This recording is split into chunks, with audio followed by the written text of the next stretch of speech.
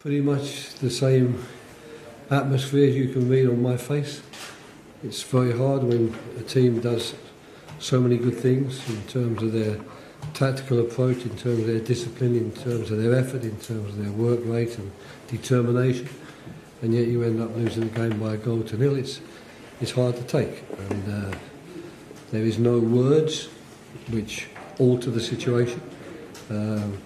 We can talk all we like, and basically speaking, you could cut your work short by just quoting everything I said against Arsenal and Chelsea, and then we could save a lot of trouble, because it's exactly the same situation. No, I'm not saying that at all. I'm saying that the three performances are almost parallel. That in each of the three performances, the team has done extremely well.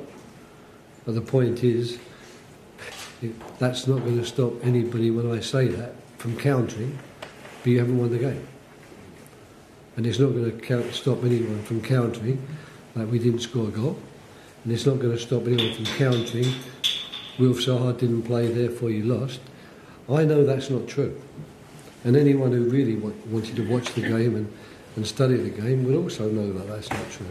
But the fact is, we have not won a game without Wilf for God knows how long, and this is another one to add to that list. Can we ask what was the reason he wasn't playing? Was it? Yeah, hamstring injury, picked up against Chelsea. It was always extremely unlikely that he would recover in time. Basically, it's trying to get him fit for Manchester, but Wilf, being Wilf, never wants to actually rule himself out.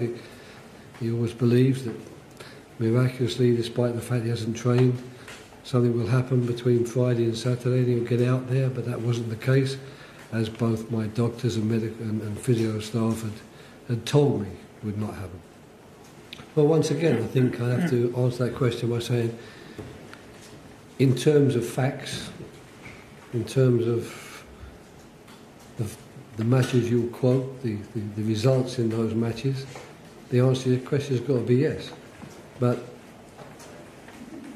I think anyone watching that game today would suggest that gap isn't so great. And I think people watching the game when we played Arsenal here would suggest the same.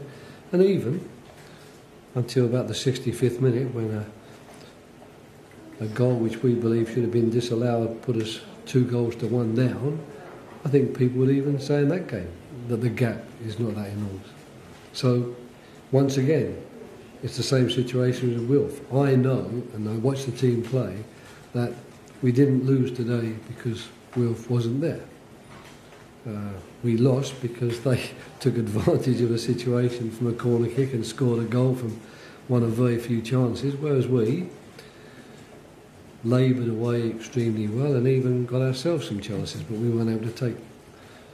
But of course there's a gap. There's no way that can be denied, but I would still like to suggest that it hasn't quite got to the situation where it's two different leagues, albeit that teams like ourselves have to give extremely good performances to stay in the game and match the opponents, which, in my opinion, we did today. But I'm perfectly aware when you sit up here that you work on results. Lose bad, win good. I have to work on a little bit different to that, because we can't be guaranteed that many wins like some of the top teams. So I have to try and make certain that I analyse what was still good about our game, despite the fact that the result was a bad one. Who knows? The fact is at the moment we have a lot of injuries. Benteke's injured, Wickham's injured, Zaha's injured. So at the moment, of course, we are not blessed with a lot of opportunities up front, but who knows, by the time January comes around, all those three players might be playing, and there might be other areas where we need to strengthen. That's one. And two, I haven't had any real discussions as yet with the owners to find out if any money is going to be made available in January to buy players. There wasn't very much available in the summer, as everybody knows. Whether that situation's changed, I couldn't possibly tell you, because one thing is for certain, we don't have a big squad, but the squad we have, I think, is a very competitive one. I think it's a squad which actually, despite the poor return of points, actually played some very good football in this first part of the season. So to make that better, we're going to have to find some quality players. We're not going to get better by signing other teams' reserves or substitutes or players who aren't breaking into their team. We're going to have to find players who are clearly better than the ones we've got. And I believe that the players we've got are not that bad, and I believe they show that week after week. Well, that was a blow. That he got a bad knock on the knee. I don't think it's a knee injury which has come about through something being torn or twisted. I think it was quite simply a clash where he got a bad bruising on the knee, but you could see that it was restricting his movement. He wanted to carry on. We sort of wanted him to and give it another try, but it was obvious to me that he was limping around and doing that gamefully. But unfortunately we had to take him off, and that's always a blow. I mean, Kelly came on and did extremely well too, but it was a disruption, and it was at the time of that disruption that they scored their corner kick. Not that it had anything to do with either Kelly or Tompkins. Right, played in bad conditions today. You stood out there in the rain. I was just wondering why you couldn't buy a bobble hat from the club shop.